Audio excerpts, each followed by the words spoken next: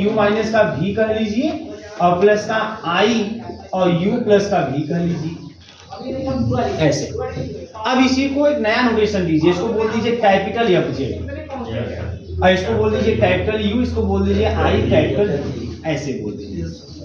अब इस तरीके से जब आप ऐसे बोल दिए तो u बराबर किसको u बराबर माने कैपिटल किसको माने u माइनस v को, और इसका मान आपको दिया हुआ है e to the power y minus का cos x और प्लस का sin x upon cos hyperbolic y minus का cos x। मतलब आपको कैपिटल u दे दिया।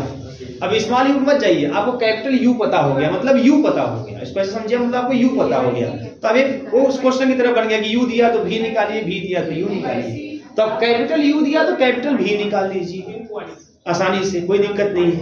बात समझ आ रही है? तो चलिए कैपिटल U पता है हमको, कैपिटल V निकालते हैं। मतलब उसको मानिए वही U V की तरह ही मानिए, लेकिन यहाँ कैपिटल U कैपिटल V नाम दीजिए, ठीक है ना। अब कैसे उसको पता करते हैं ध्यान दीजिएगा। सबसे पहले इसको हल्का सा और सिंप्लीफाई करते हैं। कैसे देखिए, ये जो e to the power y है इसको मालूम क्या लिख सकते हैं आप, इसको लिख सकते हैं आप cos हाइपरबोलिक y प्लस का sin हाइपरबोलिक y। पता है कि नहीं आप लोगों को, है ना। इस e to the power y को आप क्या लिख सकते हैं, cos हाइपरबोलिक y है ना प्लस sin हाइपरबोलिक y। कैसे पता है, हाइपरबोलिक का आपने केस पढ़ा हुआ है। क्या होता है cos हाइपरबोलिक x बराबर क्या होता है, e to the power x plus e to the power minus x by 2, यही ना। और साइन हाइपरबोलिक x क्या होता है, e to the power x minus x by 2, same वही तरीका। बात समझ आ रही है? अब इसी को जोड़ दीजिए आप, इसी को आप क्या कर दीजिए, जोड़ दीजिए। जब इसको जोड़ देंगे तो हो जाएगा cos हाइपरबोलिक x प्लस का sin हाइपरबोलिक x, लेफ्ट को लेफ्ट में जोड़ दिया। इसको जोड़ेंगे e to the power x, e to the power x, 2 e to the power x, है ना। तो ये मिल जाएगा कितना, है ना, जोड़ रहे हैं 2 e to the power x, यही ना, और माइनस का 2 e टू दी पावर, ये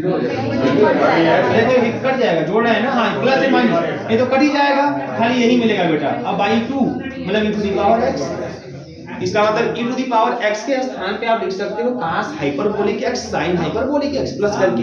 तो e to the power y के स्थान पे क्या लिख सकते हो, cos हाइपरबोलिक y और प्लस का sin हाइपरबोलिक y। बोलो क्लियर है ना। अब माइनस का cos x और प्लस का sin x और upon cos hyperbolic y minus का cos x। अब इससे क्या फायदा होने वाला है, इससे फायदा यह होने वाला है कि जो cos हाइपरबोलिक y है और माइनस का cos x, इसको एक साथ कर लीजिए। cos हाइपरबोलिक y और माइनस का cos x पे एक साथ करके इससे डिवाइड कर दीजिए, कट के 1 हो जाएगा। तो ये हो जाएगा 1 प्लस, अब क्या बचा, बचा है ऊपर sin हाइपरबोलिक y और प्लस का sin x, बोलो, अब बटे cos हाइपरबोलिक y और माइनस का cos x। बोलो ऐसा हो जाएगा कि नहीं हो जाएगा। अब इसको ऐसा कर लिया। देखो इसको सॉल्व करना या पार्शियली डिफरेंशिएट करना शायद थोड़ा कठिन होता, लेकिन अब इसको थोड़ा सा और आसान हो गया है ना। इसको अगर आपको डिफरेंशिएट करना है, इसको डिफरेंशिएट करना है तो ये थोड़ा इजी पड़ जाएगा, है ना। एक तरह का फंक्शन हो गया आपके पास। अब ध्यान दीजिए, अब हम क्या निकालते क्या है, अब इसको कैसे निकालेंगे, हमको एफजेड निकालना है। मैंने बताया था अगर u दिया है आपको, है ना, और एफजेड निकालना है तो आप डायरेक्ट मिलनिस-थॉम्सन मेथड लगा लीजिए, उससे सिंपल कुछ नहीं। अगर एफजेड निकाल डायरेक्ट मिलनिस-थॉम्सन मेथड। अब कैसे लगाते हैं, तो चाहे मिलनिस-थॉम्सन मेथड लगाएं चाहे कोई मेथड लगाएं, दोनों मेथड में पहला काम ये होता है कि आपको जो पता होता है, u पता होता है, v पता होता है, दोनों को पार्शियली डिफरेंशिएट कीजिए with respect to x and y respectively and then put x is equal to z and y is equal to 0। ये काम सब में करना है, ध्यान उसमें नहीं करना है, उसमें खाली डिफरेंशिएट करना है। ध्यान दीजिए डेवा u अपॉन डेवा x, चलो इसको डिफरेंशिएट करते हैं with respect to x partially, तो ये तो साफ हो जाएंगे। और यहाँ चलेगा न्यूमरेटर अपॉन डिनोमिनेटर, बोलिए, है ना। तो डिनोमिनेटर क्या है, cos हाइपरबोलिक y माइनस का cos x, बोलिएगा। और न्यूमरेटर का differentiation partially with respect to x, तो इसको साफ हो गया, ऐसा हो जाएगा cos x। बोलो, वो भी माइनस का ना, नहीं प्लस का माइनस है ना। Denominator differentiation of numerator minus numerator sine hyperbolic y plus का साइन x। अब डिनोमिनेटर का differentiation with respect to x, ये तो 0 हो जाएगा, है ना, और cos x का माइनस का sin x तो प्लस हो जाएगा, बोलो। और अपान डिनोमिनेटर का square cos hyperbolic y minus का cos x का होल स्क्वायर। इतनी बात सबको समझ में आ रही है? इसको मिटा देना इधर वाला, ठीक है ना। अब इसको तो मल्टीप्लाई कर लेते हैं, मल्टीप्लाई कर लीजिए, देखिए क्या मिलने वाला है, कुछ मिल रहा है, कुछ कट रहा है कि नहीं हो रहा है। cos hyperbolic y cos x minus का cos स्क्वायर x है ना, माइनस का sin hyperbolic y sin x minus का sin स्क्वायर x, बोलिएगा अपान ये ना होगा cos हाइपरबोलिक y माइनस का cos x का स्क्वायर। देखिए कुछ ऐसा बनाइए कि एक पार्ट कटे, बात समझ आ रही है कि नहीं आ रही है? मतलब देखिए क्या हो सकता है उसमें, ऊपर क्या बन सकता है बताइए, थोड़ा कोशिश करिए। सर माइनस चावल लेकर उसको 1 कर दीजिए। अगर इसको 1 कर लेंगे है ना, तो क्या मिल जाएगा आपको 1 माइनस, इसमें कुछ कॉमन होगा क्या? नहीं होगा कॉमन, है ना, कुछ कॉमन तो होगा नहीं। कॉमन करिए, कुछ ऐसा बने जिससे कटे पीटे, ताकि और इजी आए। नहीं आता है तो भाड़ में जाए, क्या फर्क पड़ता है ना। भाई जब नहीं बन रहा है तो क्या कर सकते हैं, जान तो देंगे नहीं, ऐसे ही छाप दीजिए।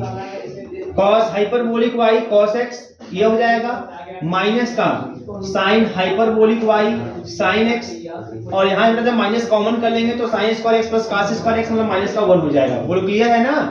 और ये cos हाइपरबोलिक y माइनस का cos x का होल स्क्वायर, कोई दिक्कत नहीं, ठीक है ना मास्टर। अब छोड़ो यार, कुछ नहीं करना है, ज्यादा दिमाग नहीं लगाना चाहिए, जरूरत नहीं है, अब फिलहाल नहीं है जरूरत, है ना। फिर डेभा u अपान डेभा y निकालते हैं, डेभा u अपान डेभा y। अब उसी u को पार्शियली डिफरेंशिएट करते हैं विद रिस्पेक्ट टू y, ठीक है। अब देखिए क्या होने वाला है, विद रिस्पेक्ट टू y करेंगे, यही है। तो पहले ये तो साफ हो गया, फिर चलेगा numerator upon denominator. Denominator cos hyperbolic y minus का cos x, और differentiation of numerator partially with respect to x, है ना। तो अरे y ना विद रिस्पेक्ट टू y, तो इसका साफ हो जाएगा sin हाइपरबोलिक y का cos हाइपरबोलिक y। हाइपरबोलिक में माइनस प्लस कुछ नहीं, sin हाइपरबोलिक y का cos hyperbolic y, cos hyperbolic y का sin हाइपरबोलिक y। फिर माइनस न्यूमरेटर, न्यूमरेटर क्या है भैया, बात नहीं, sin हाइपरबोलिक y प्लस का sin x ये न्यूमरेटर है, और differentiation of denominator partially with respect to y, तो sin हाइपरबोलिक y हो जाएगा। बोलो ये सब बोलने के लिए बोल रहा है। और अपान में cos हाइपरबोलिक y माइनस का cos x का होल स्क्वायर, है ना। देखो यहाँ बेटा जब इसको ओपन करोगे तो क्या मिलने वाला है आपको, cos हाइपरबोलिक स्क्वायर y और माइनस का sin हाइपरबोलिक स्क्वायर y को 1 होता है, ये हो जाएगा 1 हो गया। फिर माइनस का क्या बचा, cos x cos hyperbolic y, और यहां से जाएगा आपका माइनस का sin x sin hyperbolic y, और upon cos hyperbolic y minus का cos x का होल स्क्वायर। बोले क्लियर है ना, ये है सिंपल सा तरीका। अब तो क्या करना है, तो आप पार्शियली डिफरेंशिएट कर दीजिए, है ना। बहुत ज्यादा आपको काटने पीटने की जरूरत नहीं है, जो आपको सिंपल हो है ना कर सकते हैं कर दीजिए, अदरवाइज फिर छोड़ दीजिए। फिर क्या करना होता है हमें, हम पुट करते हैं x is equal to Z and y is equal to 0 in ux and capital ux and uy। ux मतलब समझते हैं, मतलब यह, और uy मतलब यह, है ना। अब रखो क्या मिलेगा बताओ, डेभा u upon Debha x at z comma 0, मतलब x के स्थान पे z, y के स्थान पे 0। रखो यहाँ पे x के स्थान पे z और y के स्थान पे 0, तो cos 0 1 हो जाएगा, बस समझ आ रही है ना। और cos z हो जाएगा, cos z माइनस, ये साफ हो गया, माइनस का 1। अब आ जाओ यहाँ पे, देखो कोई मतलब नहीं हमको उसको और सिंपलीफाई करने का, है ना। फिर यहाँ आते हैं, फिर 1 माइनस cos z, बोलो स्क्वायर। अब देखो यहाँ से अगर माइनस कॉमन कर लें तो ये सेम यही मिल जाएगा और कट जाएगा, तो माइनस का 1 अपान 1 माइनस का cos z, ये मिल गया। डेभा u अपान डेभा x की वैल्यू एट z कामा 0, है ना।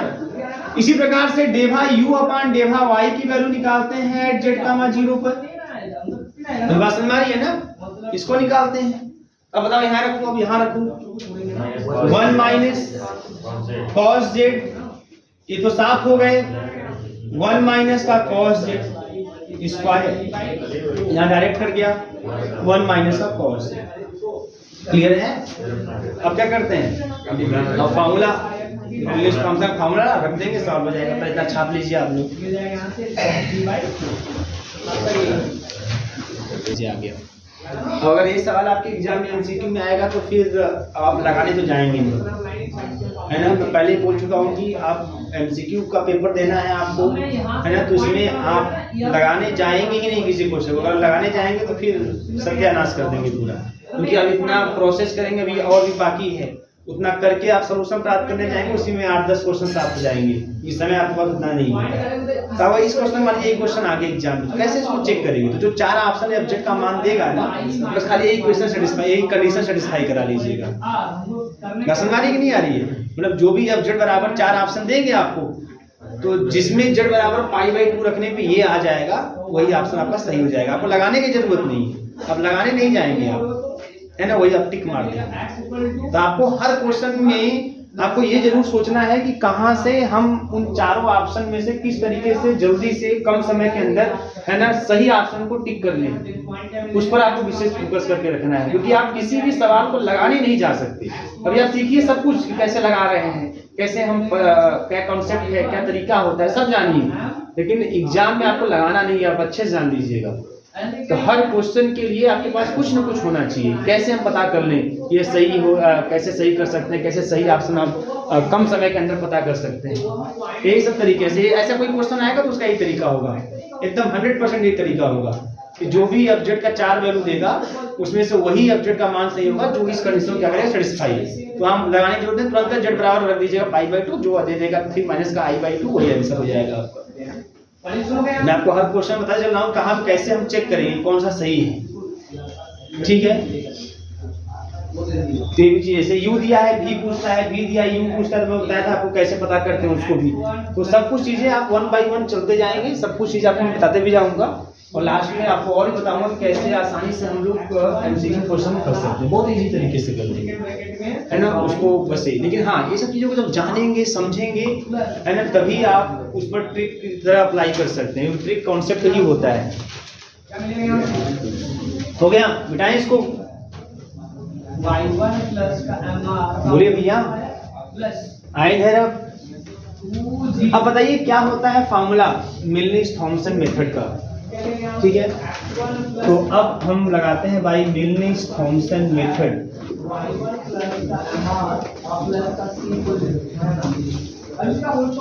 क्या होता है मिलनिस-थॉमसन मेथड? एफजेड बराबर इंटीग्रेशन डेवा यू, अब चूंकि यहाँ कैपिटल यू है तो कैपिटल यू लिखते हैं, डेवा X at Z comma 0 dz माइनस का आई डेवा यू, कैपिटल यू है, डेवा वाई जेड कामा 0 dz और प्लस का c। ये फार्मूला है मिलनिस-थॉमसन मेथड का। When u is given then this formula. अगर v गिवन होता तो यहीं पे v करते, लेकिन तभी इस टर्म को पहले लिखते हैं, मतलब del v upon del y at z comma 0 dz, बात समझ में आ रही है? और प्लस का i, और यहाँ डेवा v अपॉन डेवा x, मतलब डेवा v बाई डेवा x और डेवा v बाई डेवा y आपस में इंटरचेंज हो जाते हैं, यहाँ प्लस हो जाता है। कब? जब v गिवन होता है तब, और जब u गिवन है तो ये फार्मूला। ध्यान दीजिए, सब कुछ लिखाया गया, कंफ्यूज होने की कोई जरूरत नहीं है। अब बस रिवीजन करिए, दोहरा लीजिए, कोई समस्या नहीं होगी। अब वैल्यू रख दीजिए, रखिए वैल्यू इसकी। तो del u upon डेवा x at z comma 0 आपने निकाल चुका है पहले ही, माइनस का 1 अपॉन 1 माइनस का cos z dz, बोलिएगा, और माइनस का i, और ये भी आपने निकाल लिया है 1 upon 1 minus cos z dz और प्लस का c। देख रहे हैं? इन दोनों में अगर मैं यहां से ध्यान दीजिएगा, अगर मैं कॉमन कर लूं, माइनस का कॉमन कर लूं, माइनस, ध्यान दीजिएगा, अगर माइनस का इंटीग्रेशन, देखो सब में है same, 1 upon 1 minus z 1 minus cos z दोनों में है कि नहीं है? बोलिए, और dz ये कॉमन कर लीजिए आप, इन दोनों से आप कॉमन कर लीजिए 1/1 माइनस cos z, इसका इंटीग्रेशन dz। तो क्या बच जाएगा, यहाँ से क्या बच जाएगा, माइनस भी कॉमन कर लेते हैं, यहाँ से 1 बच जाएगा और यहाँ से बच जाएगा प्लस का i, बोलिए, और प्लस का c, यही तो आएगा था, देख लीजिए, बोलो, सेम था काम कर लिया ना, प्लस वही हो गया। अब ये हो गया, अब इसको इंटीग्रेट करना है। अब इंटीग्रेशन तो आप कर लेंगे, बहुत तेज आप लोग हैं ही, बताइए इंटीग्रेशन कर लेंगे, कैसे करेंगे इंटीग्रेशन इसका, पहले इस 1 को है ना हटाएंगे हम लोग, कैसे हटाएंगे, तो 1 minus 1 plus 2 sine square z/2, तब ना खत्म होगा, ऐसे ना कि और कोई तरीका है, cos z को यही लिखेंगे ना, 2 cos स्क्वायर z/2 माइनस होने लिखेंगे, माइनस प्लस हो जाएगा, आपको लिखना है 1 माइनस 2 साइन स्क्वायर z/2, जब 1 माइनस cos z का स्थान लिखेंगे 1 माइनस 2 साइन स्क्वायर z/2, आगे माइनस है तो ये माइनस जाएगा, प्लस हो जाएगा, तो अब ये इससे कैंसिल हो गया, और dz प्लस का c, अब यहाँ मिल जाएगा आपको ऐसा माइनस 1 प्लस i, और ये बाई 2 जो बचेगा बाहर कर लीजिए, इंटीग्रेशन साइन स्क्वायर z/2 लिखेंगे cosec square z/2 dz plus का c, बोलिए, अगर मैं z/2 को कुछ मान लूं तो z/2 को t मान लेते हैं, ऐसा है ना, तो लेट कर लें z/2 is equal to t, तो मिल जाएगा dz is equal to 2dt, है ना, तो 2 से 2 कैंसिल हो जाएगा, तब कुछ ऐसा हो जाएगा,